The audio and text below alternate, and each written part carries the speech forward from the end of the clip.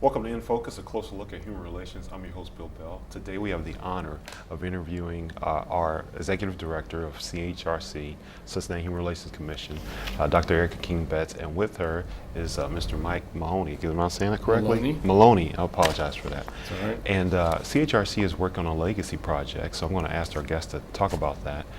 As you know, CHRC is the sponsor of this program, so welcome to InFocus, and I hope you're doing well. So just tell me about this legacy project, exactly what it is and why it's important.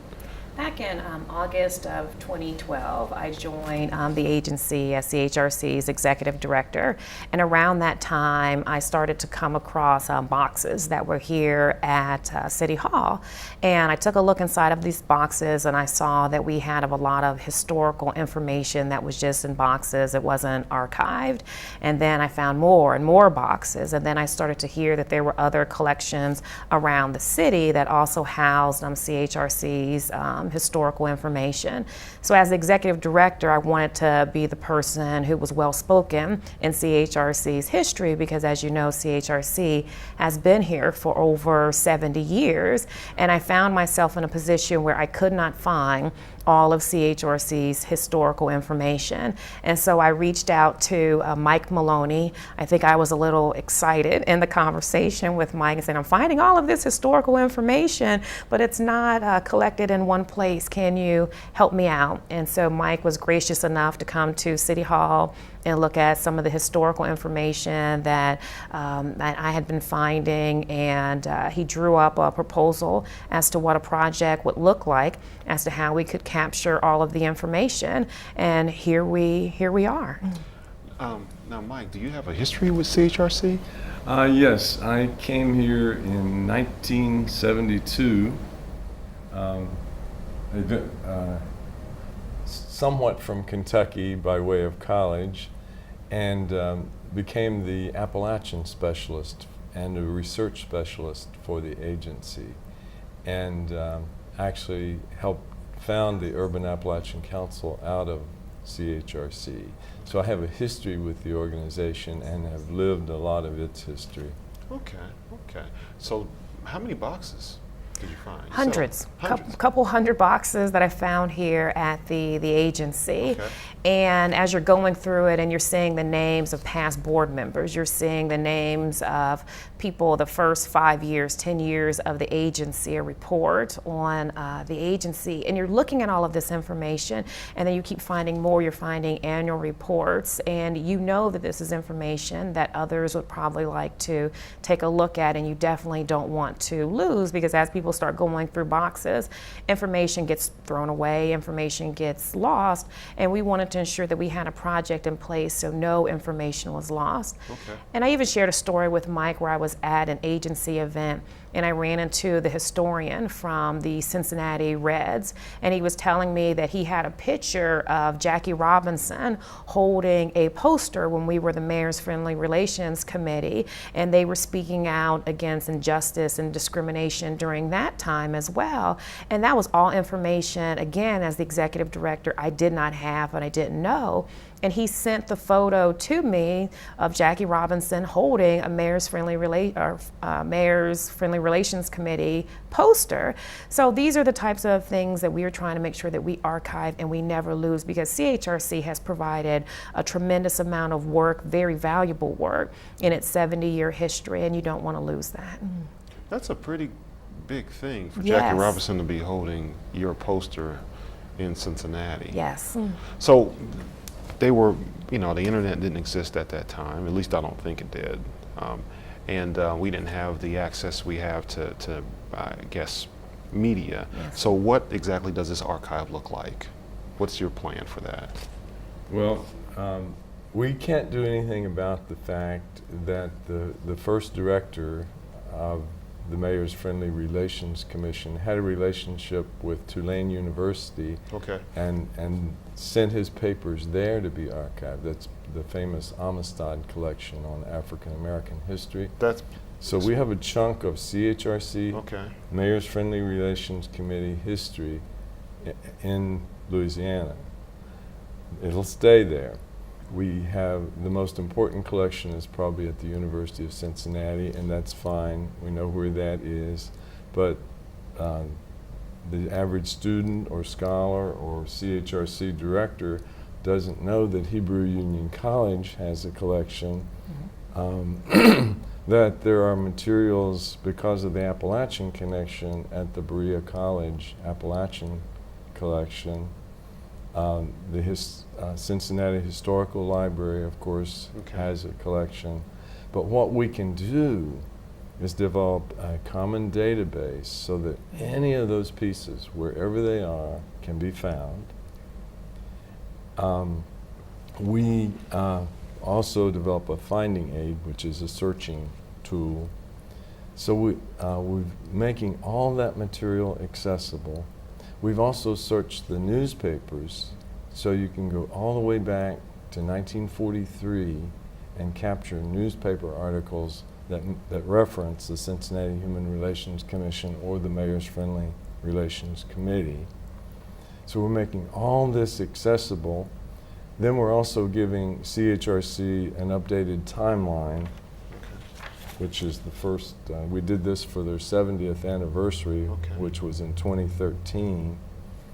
And we will produce a book on the history of that whole 70-year period from 1943 to 1973. And I didn't mention that as part of the history, we have interviewed some of the people who lived this history. People like Marion Spencer, the late Judge Spiegel, whom we interviewed before he passed away, Chuck Judd, who made history in helping get open housing legislation passed, working out of CHRC, the Reverend Damon Lynch Jr., who one of the people who lived the history along with Marion Spencer and others. So that's an additional archive of history that could have been lost if we hadn't interviewed those people at this time. And this project came about because of your desire to learn more about the organization. Yeah. What we did is pull together a team consisting of an archivist, a librarian, 2 historians, and student interns. So a team of about 7 people. And so what came back in the form of the proposal expanded on what we had talked about. So real expertise built into the project. Now you mentioned, I think, 6 locations? You said UC, Tulane, University of Cincinnati, Hebrew Union College, Cincinnati History Library, and Berea College.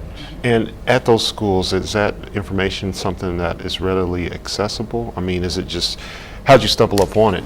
Well, each of these collections is professionally done, and they have finding aids. Really? So we were, first thing, our archivist, Dr. James Carson, who's now replaced by Dr. Fritz Leininger, who will be on this program later. The archivist knew how to get permission for us to get access to all those finding aids. So a lot of that work had already been done. We just will be putting it together and adding it to a common database. So in your research so far, it's today. We're at today's time. Do you see any similarities with some of the things that you found versus today's timeline? Like, I don't know if we need to reintegrate baseball, and I think that's a good idea, but where are we at in other things as a society? I think that there's still a lot of work to be done. There are still a lot of marginalized populations who do not have a voice, and that has always been the role of the Mayor's Friendly Relations Committee, and then also continuing on with the Cincinnati Human Relations Commission to ensure that those groups have a voice, whether it's working to ensure rights for women or for the LGBTQ community or the Hispanic population. Foundation and many other groups. That has always historically been the role of the Cincinnati Human Relations Commission. And I think as you go back and you take a look at our history, that also serves as a guide as to what were some of the things that the agency did that worked and worked well. And here are the tools that you need to make sure that you are using to ensure that you have a positive outcome. And here are some of the other ideas that maybe didn't go as far. And then you can also take a look at why those didn't work. Did you not have the right partners at the table? The history is helping to guide current day planning as well. And I'd also be remiss if I didn't mention that this project has been possible as a result of funding from the Cincinnati Human Relations Commission in terms of in-kind support with staff, the City of Cincinnati, the Wilder Foundation, as well as the Season Good Foundation. They have ensured that this project, that's right, in Christchurch Cathedral, to ensure that the project is funded and that we can ensure that CHRC's history is not lost. So, where will this material be retained? Where will it be kept? Well, all the materials will stay where they are. They'll still be at Berea College. They'll still be at the University of Cincinnati. They'll still be at Tulane. But the searcher, whether it's a CHRC director or a scholar or a student or a citizen or a member of council who wants to learn more about race relations or community relations or human relations, the searcher will be able to find this on the website in one place. Yes. So it's a virtual. The thing that we're primarily adding is the virtual access. Okay. So the physical collections will still be where they are. Too late to change that. And the way the scattering came about is CHRC can't control where an important board member puts his or her papers. Okay.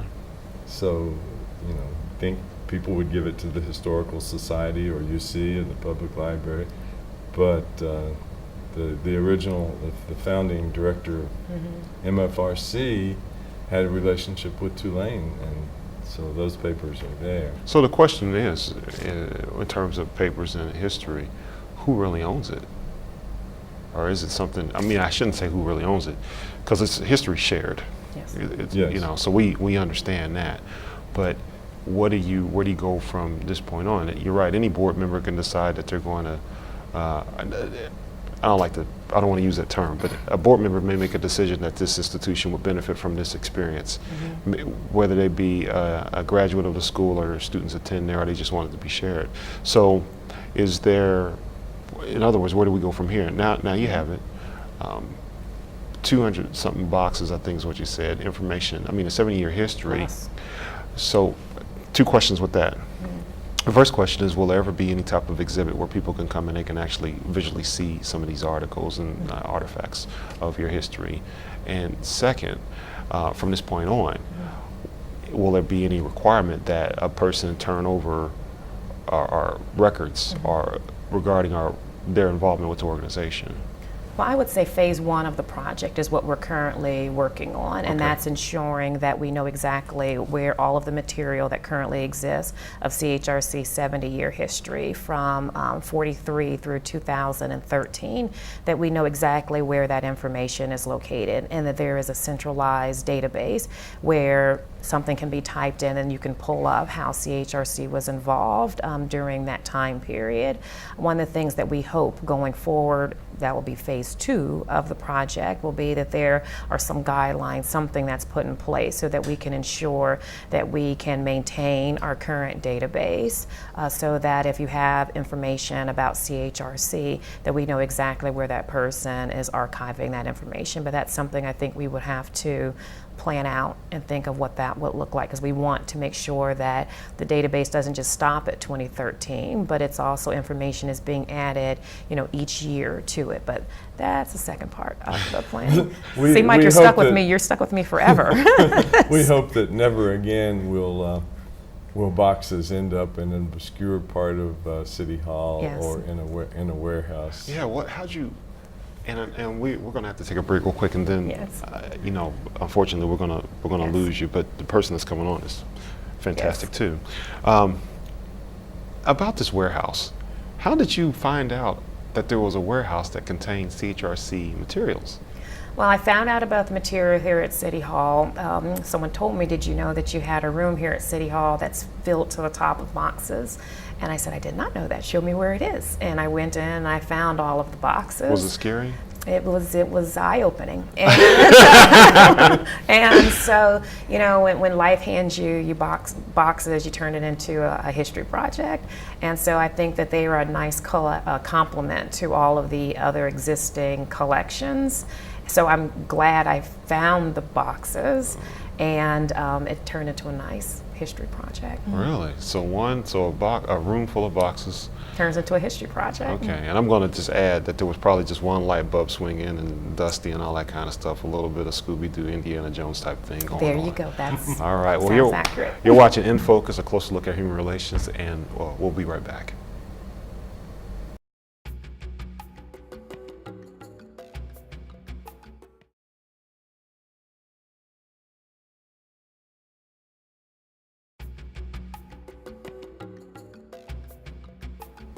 Welcome back to InFocus, a closer look at human relations. I'm your host, Bill Bell, and we are discussing the Legacy Project with the Sustained Human Relations Commission. Continuing our discussion is Mr. Mike Maloney, and now joining us is Dr. Fritz Casey Leininger. Right. Fantastic. Thanks for coming on the show. Glad to do it. At the break, you shared the first 5 years of the Mayor's Friendly Relations Commission. I just want to just sort of touch base with that if I can.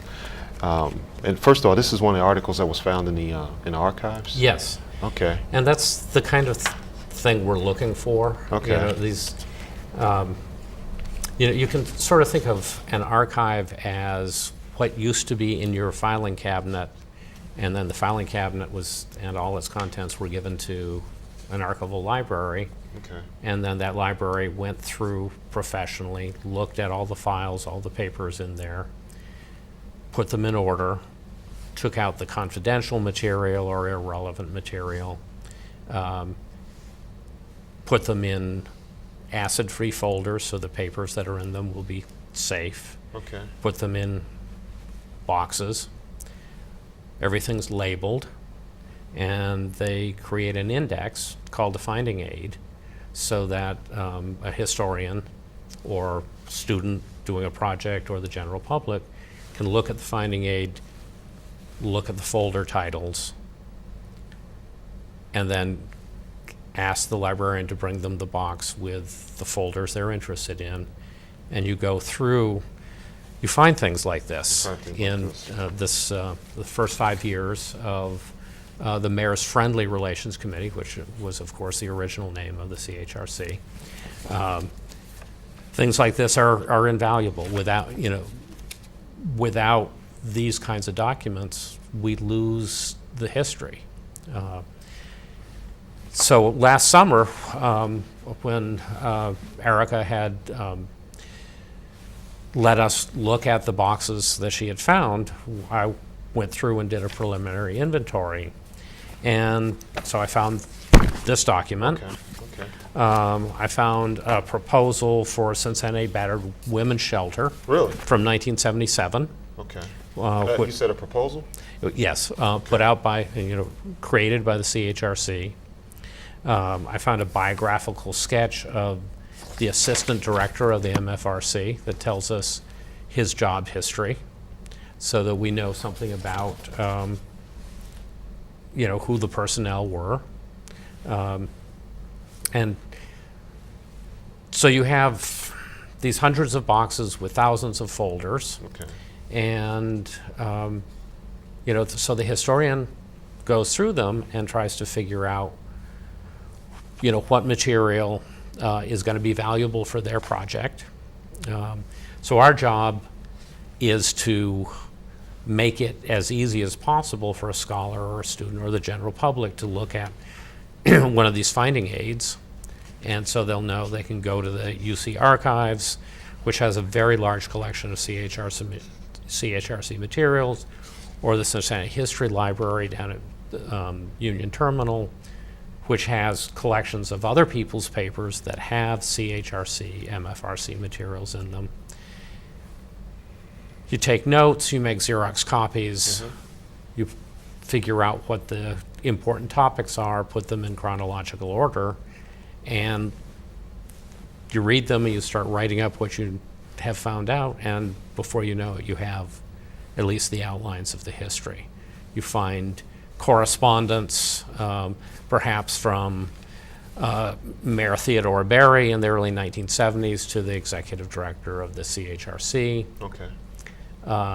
You might find those letters in the CHRC papers, and then in Mayor Barry's papers, which are at the UC archives, you might find the answers to the letters from the executive director.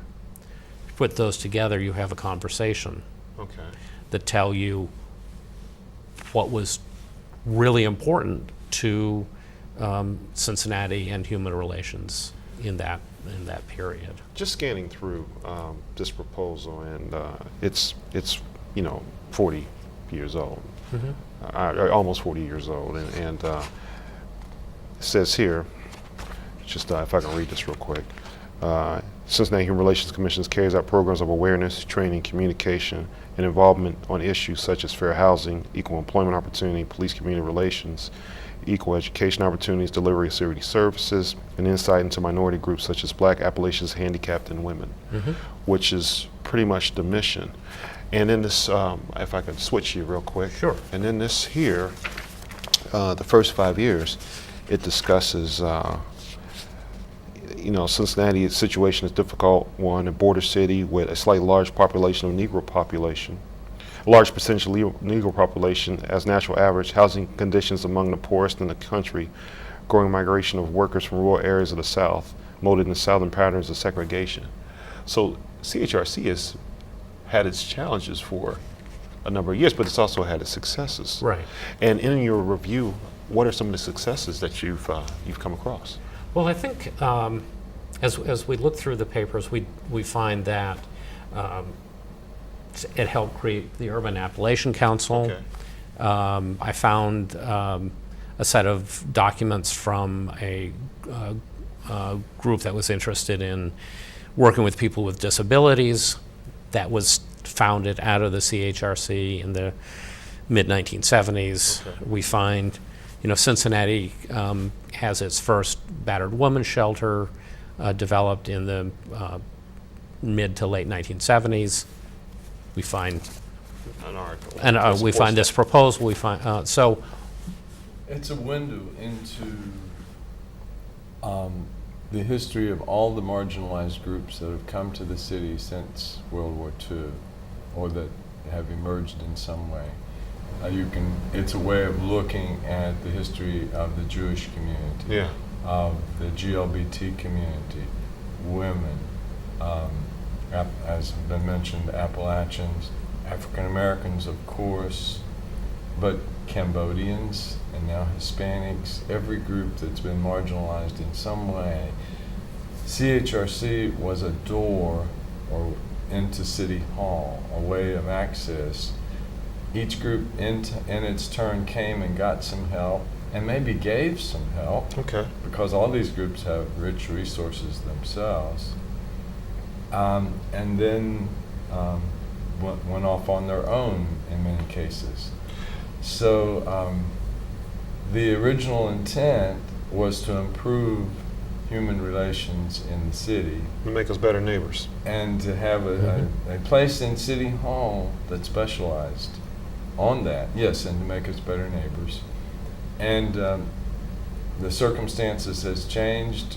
Legally, you have a right to buy a house anywhere you want to now, whoever you are. And yet, the patterns of segregation that were established in the mid-20th century are still there, largely. And that's still showing up in the problems the police have in the inner city. So things have changed and things have evolved, but in many ways, the effort is still there. Right now, Cincinnati is being sought after as a model of community policing, but 10 years from now, so it's CHRC has been here over the long haul as all these things changed and evolved. what I find interesting about this is that people talk about Cincinnati being sort of 10 years behind the time. You know, there's a book out, older now, but it talks about Mark Twain was right. However, this is very progressive in 1943 for a government agency to address these type of issues with their population. So Marshall Bragdon, the first director of the Mayor's Friendly Relations Commission, was a national leader in the human relations movement. There was a movement in various cities to do this thing, to do something about human relations and race relations, and Cincinnati provided one of the leaders. now, was he a local person? I don't think so. I think he came here from somewhere else. I think he came from Springfield, Massachusetts. Yeah. He had been, if I remember correctly, had been a newspaper reporter and worked perhaps with, in a civic commission of some sort in Springfield. Yeah. I mean, 1943, that's you know, it's a little while ago. Way back there. Yeah, and for me, I think of 1943. I think of the conflict, World War II. I think of integration. I think of Jim Crow. I think of voting rights. So I think of all these things that have literally occurred, not within my lifetime, but quite frankly within my parents' lifetime. So I commend your work in what you're doing to bring this material to light, and to, quite frankly, give us a little more insight as to what kind of city we have. So we're coming to an end here, but there are some things I'd like you to share with us. The one thing is, if there are people, because a lot of people have been involved with the organization over the years, if there are people who, in going through their parents or grandparents' materials, find information that's related to CHRC, how do they get that material to you? They can donate the material directly. We would recommend right now the University of Cincinnati Archives, or they could pass it through CHRC.